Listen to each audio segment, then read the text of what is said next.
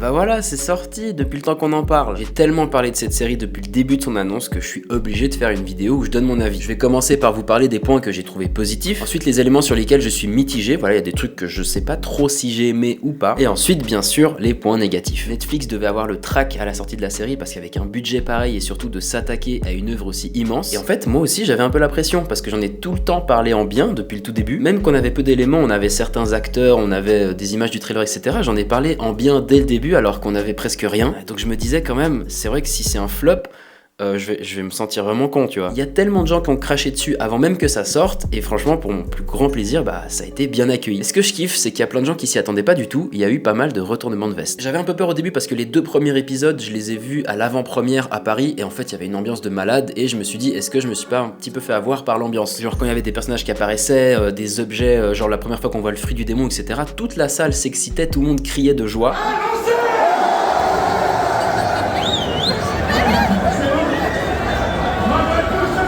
Du coup j'étais un peu dans l'euphorie et après je me suis dit mais est-ce que quand je vais regarder chez moi ça va être pareil? J'avais un petit peu peur de ça et pourtant bah voilà, j'ai regardé la suite à la maison et j'ai kiffé. Donc on va commencer avec les points positifs, mais avant juste sachez que je suis malade, je pense que ça s'entend. Donc voilà, faut pas m'en vouloir si j'ai pas méga la pêche, si j'ai pas bonne mine, j'ai vraiment la crève de ouf là. J'ai vraiment eu un rythme de bâtard ces dernières semaines entre le Kyo Festival et le premier livre que j'ai sorti. Ça a été énormément de taf et là je suis un petit peu en train de relâcher la pression et c'est souvent dans ce genre de moment que je tombe malade. Maintenant pour les points positifs, oubliez pas que c'est mon avis, c'est selon moi, c'est selon mon interprétation de l'adaptation. Alors comme d'habitude, n'hésitez pas vous aussi à me dire en commentaire ce que vous en avez pensé, ce que vous avez aimé ou non, votre avis sincère. Je précise aussi que je vais mentionner des passages, je vais mentionner certaines scènes, je dis ça pour les gens qui n'ont pas encore vu la série et qui veulent absolument pas savoir ce qui se passe dedans. Si c'est le cas, regardez les 8 épisodes et revenez ensuite.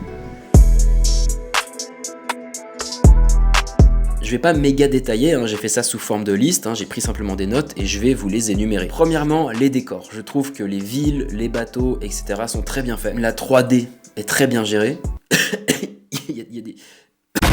Les décors physiques qui ont réellement été construits, ils sont très bien faits, et les décors 3D aussi rendent très bien. Et ça, je trouve que c'est très important. Moi, je suis issu de la vidéo, donc j'ai entre guillemets le regard critique sur ça. Ça veut dire que j'analyse ce genre de truc. Et si c'est mal fait, si je vois qu'il y a un fond vert, si je sens qu'il y a des trucs qui jouent pas, ça va tout de suite me sortir de l'histoire. Deuxième point que j'ai beaucoup apprécié, la violence. Alors je m'explique. Dans l'œuvre originale, il y a des moments qui sont un peu violents. Il y a des personnages qui meurent, il y a des personnages qui sont blessés, il y a du sang, etc. Et en fait, on savait pas du tout comment Netflix allait aborder le truc. Est-ce qu'ils vont faire un truc pour les enfants et tout est censuré?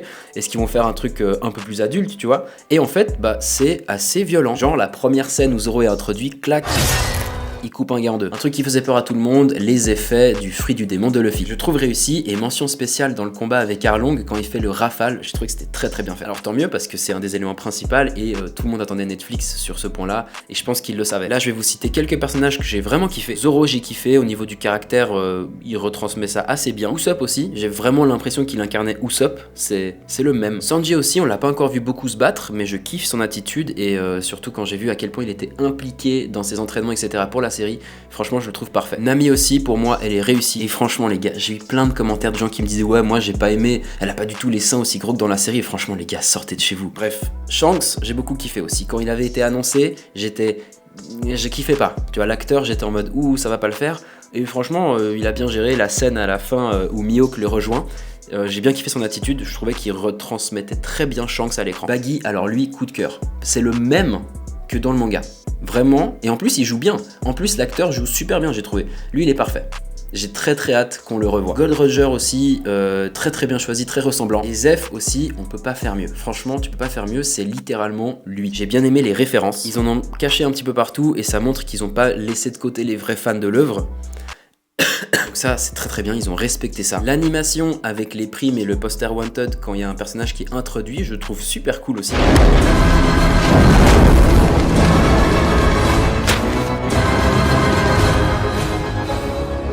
That's my man.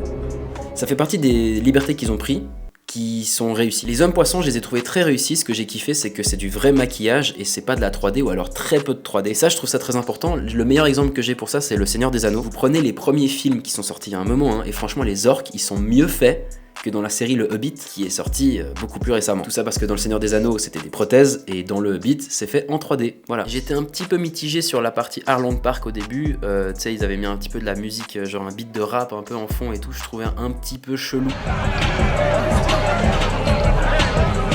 Pour finir, ça allait, c'était très bien, et puis Arlong il transpire quand même pas mal la terreur, c'est bien fait. J'ai aussi apprécié la chorégraphie des combats, ils sont pas tous parfaits, mais dans l'ensemble c'est assez bien, parce qu'un combat dans un animé avec les animations, les flashs et tout, tu peux pas leur transmettre exactement pareil, ce serait trop bizarre, donc il a fallu quand même bien adapter, et je trouve que c'est bien fait. Au début j'étais pas très fan que l'histoire soit un petit peu modifiée, ça m'a un petit peu saoulé, et en fait j'ai trouvé ça très bien. Déjà parce qu'il y a plein de moments qui sont respectés, comme le coup final contre Arlong, ou le combat Mihawk contre Zoro, et je me suis aussi fait la réflexion, mais en fait si c'était exactement pareil que dans l'animé, je découvrirais rien de nouveau, enfin je regarderais la même chose mais en un petit peu différent. Et le fait qu'il y ait quelques éléments qui changent dans l'histoire, et bah ça fait que j'ai redécouvert quelque chose, donc au final c'est bien. En tant que fan de One Piece, c'est un peu comme si j'avais entre guillemets des nouveaux épisodes à regarder, parce que c'était un petit peu différent, et ça j'ai kiffé.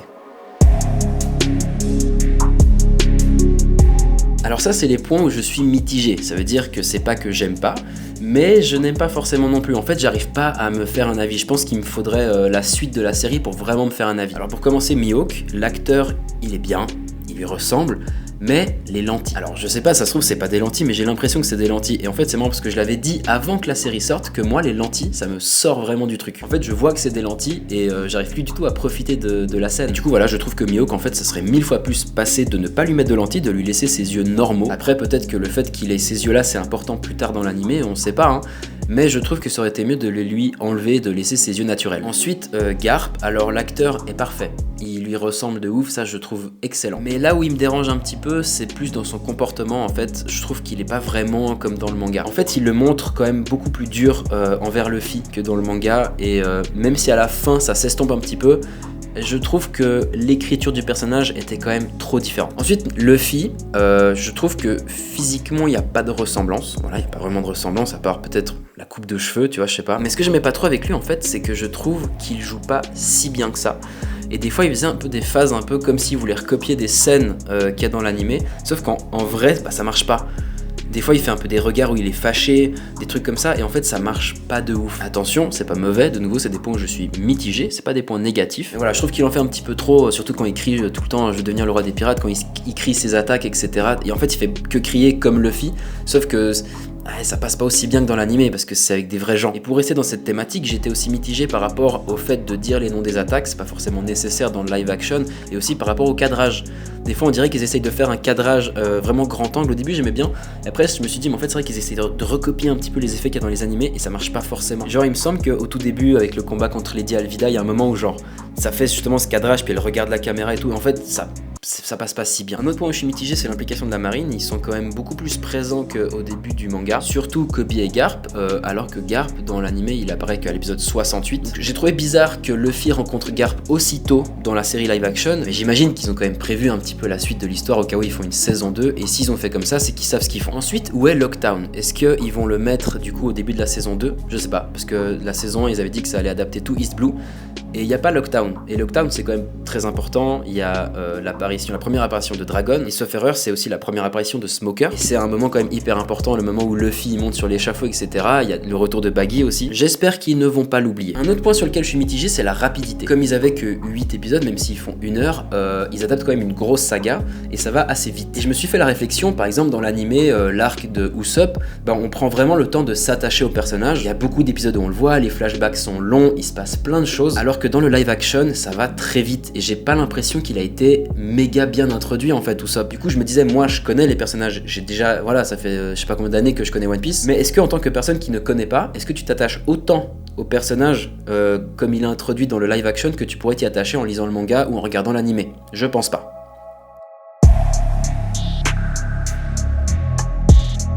Maintenant les points négatifs. Alors il y en a beaucoup moins que les points positifs, tant mieux, mais il y en a quand même quelques-uns. Le premier point négatif pour moi c'est les musiques. Je les trouve pas extraordinaires et j'aurais quand même kiffé qu'ils gardent les musiques de l'anime. Je sais que c'est pas l'avis de tout le monde, il y a plein de gens qui disent c'est très bien qu'ils aient pas gardé, etc. Il y avait peut-être des questions de droit, je pense pas qu'ils ont fait ça par hasard, il y a eu sûrement plein de discussions à l'interne. Mais voilà, j'aurais kiffé avoir un petit peu plus les musiques comme on retrouve dans l'anime. Ensuite un truc que j'ai trouvé vraiment dommage, c'était les accessoires et certains costumes. Quand on voit le budget qu'ils ont alloué à la série, un budget Game of Thrones, hein. Globalement ça va, hein. Par exemple les cheveux de Zoro et tout, les cheveux de Nami c'est très bien réussi, mais il y avait 2-3 trucs qui étaient pas ouf, je les ai plus tous en tête, mais un typiquement qui m'a frappé c'est l'épée de Arlong.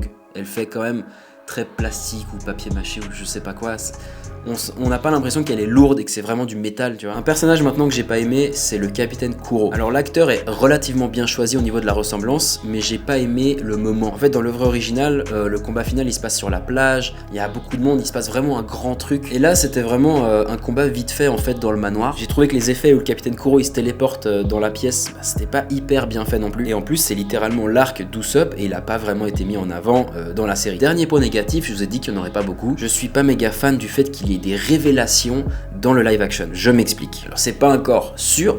Alors c'est pas encore sûr, mais le meilleur exemple que j'ai, c'est les théories comme quoi Crocodile serait une femme. Bah, dans la scène d'exécution de Gold Roger, on peut voir une femme qui a la même boucle d'oreille que Crocodile. Et du coup, on a un petit peu l'impression qu'en fait, il nous révèle quelque chose via le live action. Et selon moi, s'il y a des éléments importants de l'histoire qui doivent être révélés, ils doivent pas être révélés en premier dans le live action, ils doivent d'abord être révélés en premier dans le manga. S'ils apparaissent ensuite dans le live action, c'est pas grave. Mais c'est vrai que si d'un coup on découvre un personnage qu'on n'a jamais vu dans l'animé, puis en fait on le découvre dans le live action avant, je trouve un petit peu dommage. Prendre un manga et en faire une série, c'est un travail d'adaptation. On peut pas faire exactement pareil. Donc ça implique de faire plein de changements, ça implique de devoir supprimer des choses. C'est un travail délicat. Et franchement, bravo à Netflix parce que ce travail-là, il a été réussi. L'adaptation est réussie. En fait, moi, ce que je kifferais de ouf pour avoir toutes les réponses à mes questions, tous les trucs où je suis mitigé, etc., c'est pouvoir entendre toutes les discussions qu'il y a eu à l'intérieur. Parce qu'on est tous là à se dire ouais, mais ils ont supprimé ça, ça fait trop chier, ça ils l'ont changé, etc. Mais en fait, il y a forcément une raison de pourquoi ils l'ont fait. Et je pense que si on avait accès à tout ça, à toutes les discussions qu'ils ont eues avec Eiichiro Oda, tout le staff, et ben on aurait plein de réponses à nos questions et il y a plein de choses qui feraient sens. Et franchement, après le dernier épisode, j'avais qu'une envie, c'était de voir la suite. Je voulais vraiment que la suite soit disponible tout de suite pour pouvoir continuer, parce que j'ai kiffé. Je me demande aussi comment c'est pour quelqu'un qui n'a jamais lu le manga ou regardé l'animé. Nous on connaît les personnages, on connaît l'histoire, on savait qu'est-ce qui allait se passer à quel moment, mais est-ce que quelqu'un qui ne connaît pas du tout One Piece, il va être pris dans l'histoire? J'arrive pas à me rendre compte, est-ce qu'il a envie de voir la suite après avoir regardé la série? Et j'aimerais trop savoir aussi les prochains acteurs qu'ils vont prendre pour les personnages qui arrivent, genre Ace, Vivi, Dragon. Dites-moi en commentaire si vous avez des suggestions d'acteurs qui seraient bien pour des futurs personnages, et pourquoi pas faire une vidéo prochainement où on rassemble toutes les idées et on essaie de trouver quels acteurs iraient bien avec quels personnages. Dites-moi en commentaire si vous aimeriez voir ça. Et je kiffe lire vos avis, donc n'oubliez pas aussi de me dire en commentaire ce que vous avez pensé de la série. On est tellement parlé sur cette chaîne, le fait qu'il y ait une série qui sorte, ça me paraissait surréaliste, et maintenant que c'est sorti, j'ai l'impression que c'est la fin d'un arc pour moi. Genre j'en ai parlé, ça a fini par sortir. Voilà, ça y est, c'est disponible, on peut voir à quoi ça ressemble. On avait que des images du trailer, mais on était là, ouais mais attends, c'est réel là, il y a vraiment une série One Piece qui va sortir. Maintenant c'est disponible et j'ai l'impression que c'est la fin d'un arc pour moi. N'oubliez pas de vous abonner pour me suivre, n'oubliez pas de vous abonner pour ne pas rater les prochaines vidéos, et moi je vous dis à très vite.